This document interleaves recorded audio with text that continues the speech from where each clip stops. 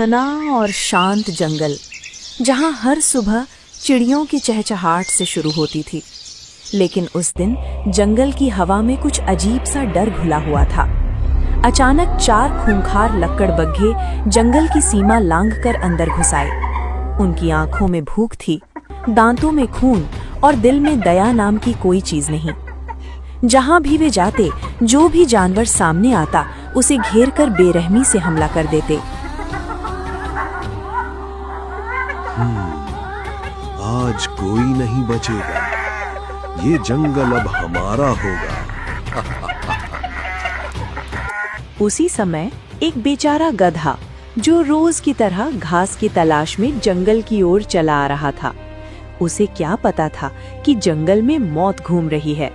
आज घास कुछ ज्यादा ही हरी भरी लग रही है। घेर लो इसे, कहीं भाग ना पाए। गधा कुछ समझ पाता, उससे पहले ही चारों लकड़बग्घे उस पर टूट पड़े। बचाओ, बचाओ, कोई है? बचाओ, मुझे बचाओ, कोई है? गधे की आवाज जंगल में गूंज गई, लेकिन जंगल खामोश था। कुछ ही पलों में सब खत्म। वहीं बगल पेड़ के पीछे से ये सब देख रही थी चालाक लोमड़ी। उसका शरीर कांप रहा था। हे भगवान, अगर ये यहीं रहे तो कोई नहीं बचेगा। लगता है भागना पड़ेगा इधर से। अगर इनकी नज़र मुझ पर पड़ गई तो मेरा भी वही हाल होगा। ये समस्या साधारण नहीं है, मुझे राजा वीर सिंह को बताना ही होगा। चंद्रिका दौड़ती हुई वीर सिंह की गुफा तक पहुंची। वीर सिंह चट्टान पर बैठा जंगल का निरीक्षण कर रहा था। चंद्रिका को हांफता देख वीर सिंह चौंक गया। चंद्रिका, तुम इतनी घबराई हुई क्यों हो? तुम तो कहकर गई थी कि जंगल में अब शांति है। महाराज, शांति नहीं है, शांति टूट चुकी है। हमारी जंगल में 4 खूंखार भेड़िए आ गए हैं। क्या कहा? भेड़िए? और वो भी 4? अगर ये सच है तो ये मेरे राज्य को चुनौती है। महाराज, उन्होंने कई जानवरों को मार डाला है। आज ही एक बेचारे खच्चर को मार डाला मेरे आंखों के सामने। महाराज, अगर आपने कुछ नहीं किया तो ये जंगल सूना हो जाएगा और डर ही हमारा राजा बन जाएगा। मेरे रहते कोई ये सपना भी कैसे देख सकता है? महाराज, मुझसे नहीं रहा गया। मैं डर के मारे भागती हुई आपके पास आई हूँ। अगर हम यूं ही हाथ पर हाथ धरे बैठे रहे तो एक एक करके सब मारे जाएंगे। महाराज, आप ही हमारे राजा हैं, आप ही हमारे रक्षक हैं। कोई तो उपाय निकालिए, कोई रास्ता बताइए जिससे हमारा जंगल बच सके। जब तक मैं जिंदा हूँ, कोई भी मेरे जंगल में आतंक नहीं फैला सकता। मैंने इस जंगल के लिए कसम खाई है। अगर किसी एक जानवर पर भी मुसीबत आई तो समझो वो मुसीबत मुझ पर आई है। मैं अपने होते हुए किसी भी निर्दोष जानवर की जान खतरे में नहीं पड़ने दूंगा। चंद्रिका, तुम यहीं रुको। मैं नहीं चाहता कि मेरी वजह से तुम पर आँच भी आए। महाराज, आप अकेले वहां जाना ठीक नहीं होगा। मैं भी चलती हूँ आपके साथ। हाँ, क्योंकि राजा का फर्ज होता है कि अपने साथी को ढाल ना बनाए। मैं इस जंगल का राजा हूँ और राजा के रहते कोई भी निर्दोष जानवर बेवजह नहीं मारा जाएगा। तुम यहीं रहो, मैं अभी जाकर देखता हूँ कि आखिर उन 4 में इतनी हिम्मत कहाँ से आ गई है। इतना कहकर बूढ़ा वीर सिंह अकेला आगे बढ़ गया। मौत की ओर बढ़ता राजा। जंगल और भी घना होता चला गया। पेड़ों के बीच सन्नाटा था, जैसे जंगल खुद सांस रोककर देख रहा हो। काफी देर चलने के बाद वीर सिंह उस जगह पहुंचा जहां चारों भेड़िए आराम से बैठे अपने शिकार की बातें कर रहे थे। वीर सिंह को देखते ही एक भेड़िया ठहाका मारकर हंसा। अरे वाह, देखो भाइयों, राजा खुद चलकर हमारे पास आ गया। लगता है आज हमारा नसीब चमक गया। शिकार खुद सामने आ खड़ा हुआ है।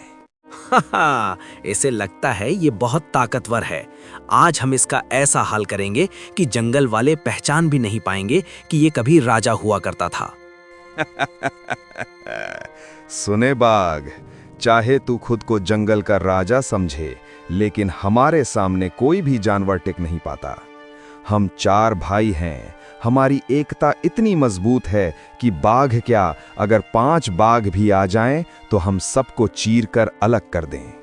आज बूढ़े बाघ का मांस खाया जाएगा।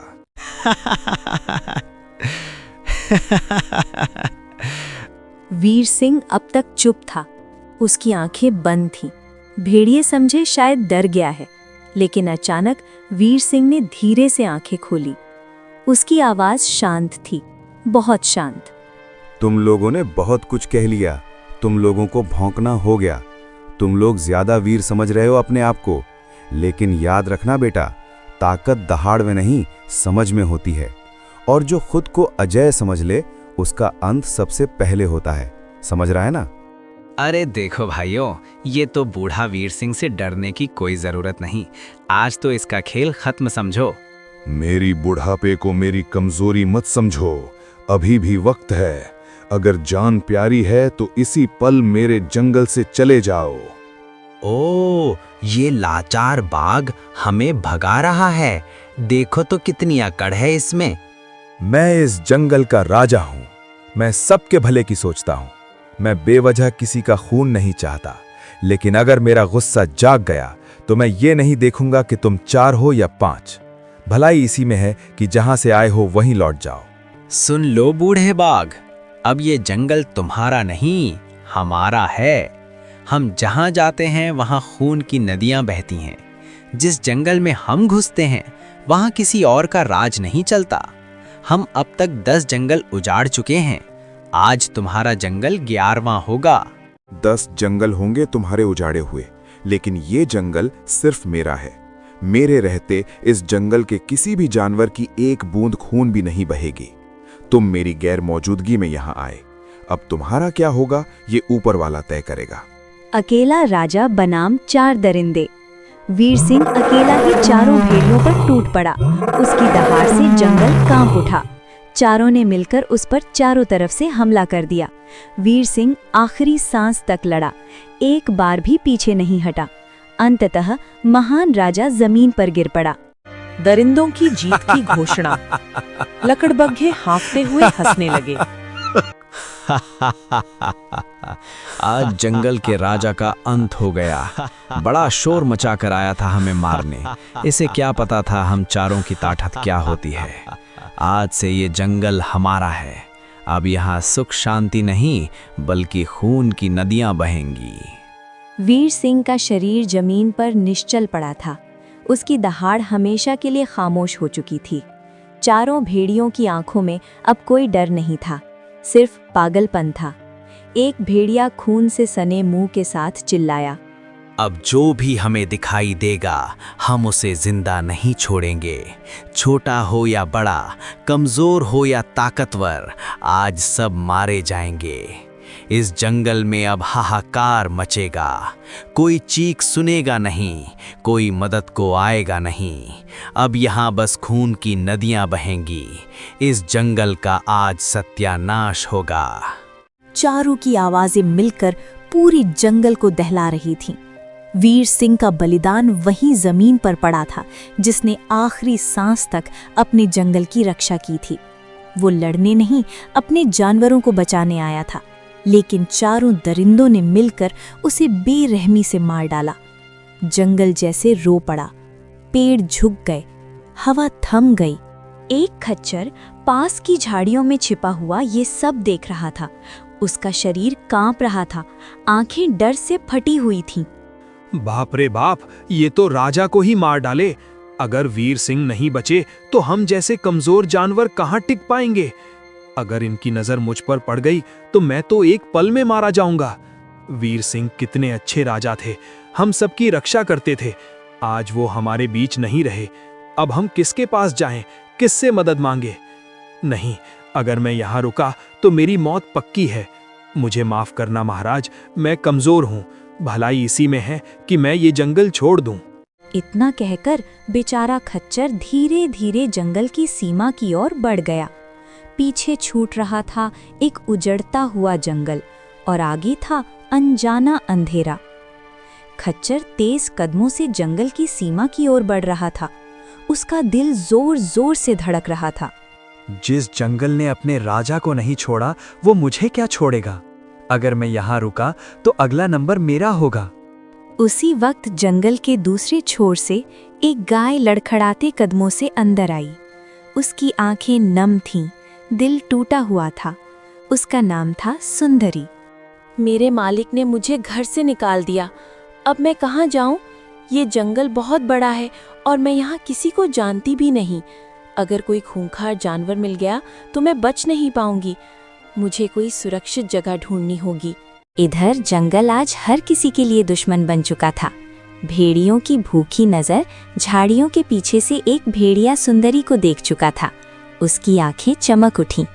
वाह, आज तो फिर भरपेट खाना मिलेगा।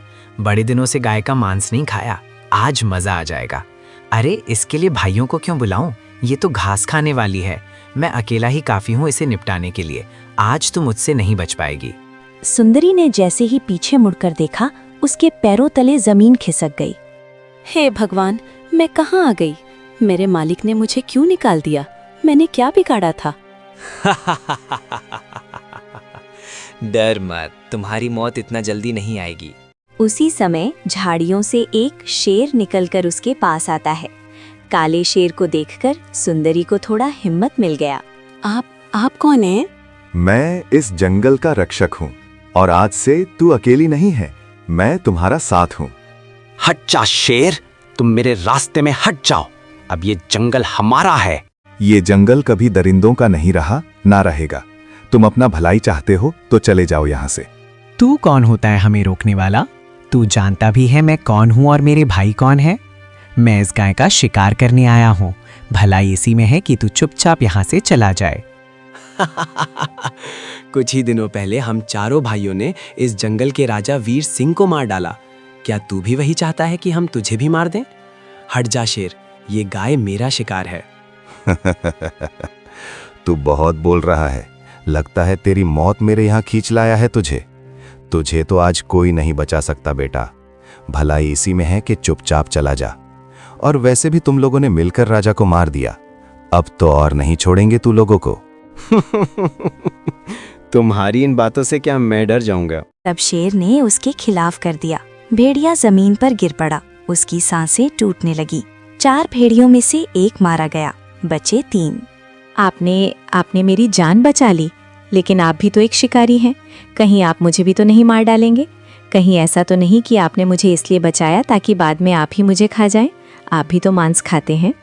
हाँ, मैं शिकारी हूँ, पर मैं बेवजह किसी को नहीं मारता। अगर मैं ऐसा करता तो फिर मुझ में और उस भेड़िए में क्या फर्क रहेगा? तुम डरो मत, मैं तुम्हारी रक्षा करूंगा। लेकिन अगर तुम यहाँ अकेली रहोगी तो कोई और तुम्हें मार देगा, क्योंकि इस जंगल में अब बहुत बड़ा आतंक फैल चुका है। क्यों? और ये आतंक किसने फैलाई? क्योंकि हमारे राजा वीर सिंह को 4 भेड़ियों ने मार डाला। जब तक वीर सिंह जिंदा थे, कोई भी मुसीबत आती थी तो वो अकेले ही निपटा देते थे। अब राजा नहीं रहा और जंगल अनाथ हो गया है। फिर मैं तो इस जंगल में अपनी ठिकाना ढूंढने आई थी, लेकिन यहाँ तो कुछ और ही हो गया। अब मैं कहाँ जाऊंगी? मेरे मालिक ने भी मुझे घर से निकाल दिया। सुंदरी, मेरी बात का बुरा मत मानना। इस जंगल में तुम्हारी रक्षा का अब सिर्फ एक ही रास्ता है। हाँ, जल्दी से बताओ ना, कौन सा रास्ता? अगर तुम मुझसे शादी कर लो तो मैं तुम्हें कोई नुकसान नहीं पहुंचने दूंगा। मैं तुम्हें इस जंगल की रानी बनाऊंगा। मैं भी अकेला हूं, मैं भी चाहता हूं कि मेरा घर बसे, मेरे भी बच्चे हों। सोच लो, ये जंगल बहुत खतरनाक है। अगर तुम मना कर दोगी तो मैं अपने रास्ते चला जाऊंगा, लेकिन यहाँ रहकर तुम्हारी जान बचना मुश्किल है। तुम एक मांसाहारी और मैं एक शाकाहारी गाय। हमारे बच्चे कैसे होंगे? हमारे तुम्हारे मेल भी नहीं खाते तो कैसे होगा? अगर मैंने मना किया तो मैं जिंदा नहीं बचूंगी। मेरे पास और कोई रास्ता नहीं है। अगर मैं शादी के लिए मना कर देती हूँ तो जान को खतरा है। इससे अच्छा मैं शादी के लिए तैयार हो जाऊं। और इस तरह मजबूरी में सुंदरी गाय और काले शेर का विवाह हो गया। इधर बचे हुए 3 भेड़िए आग में जल रहे थे। जिसने हमारे भाई को मारा है उसे हम जिंदा छोड़ेंगे नहीं, पाताल से भी खींच लाएंगे। कसम खाते हैं, पहले अपने भाई के कातिल को मारेंगे। वे निकल पड़े बदले की आग लेकर। रास्ते में उन्हें खच्चर मिला। अरे वो मिस्टर, चल सच बता, हमारे भाई को किसने मारा? मैं आज उसे छोड़ूंगा नहीं। मैंने तुम्हारे भाई को नहीं मारा, लेकिन तुमने हमारे राजा वीर सिंह को मारा है। तभी वहाँ काला शेर और बलराम, जो जंगल का मंत्री था, आ पहुँचा। अच्छा, तो तुम लोग हो मेरे भाई का कातिल। अब देखो मैं तुम लोगों को क्या करता हूँ। जिसे तुम ढूंढ रहे हो वो मैं ही हूँ और अब मैं इस जंगल का राजा हूँ। फिर दोनों के बीच युद्ध होता है। भयानक लड़ाई के बाद आखिरकार काला शेर और बलराम ने तीनों भेड़ियों का अंत कर दिया। गाय और शेर सुखी सुखी रहने लगे। सभी जानवर उन्हें अपना राजा मानने लगे। इस कहानी से हमें यही सीख मिलती है कि अपनी शक्ति का दुरुपयोग और घमंड नहीं करना चाहिए। यहीं ये कहानी समाप्त होती है।